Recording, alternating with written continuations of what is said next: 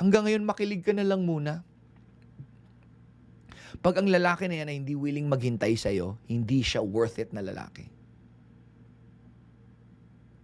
Ikaw naman, babae, if ang lalaki na yan, alam mo ang lalaki, they're like, this is not exonerating men or boys. They will push and push and push. Let me close with this. And push and push and push. Hindi yan masasatisfy sa holding yan. Sa hawakan na siko mo. Tataas na tataas yan. Pagtaas dito sa balikat, bababa, bababa, bababa. Ang kamay niyan gagapang ng gagapang. Pero ikaw na babae, sabihin mo no. Come on, every girl right now say no. Here's one of the most powerful things you could ever learn to say.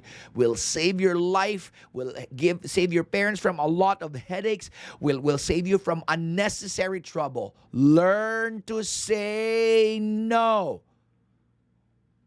Pero kung ikaw na mismo nagbibigay, the chances na mahulog kayo sa kasalanan is extremely high. Say no.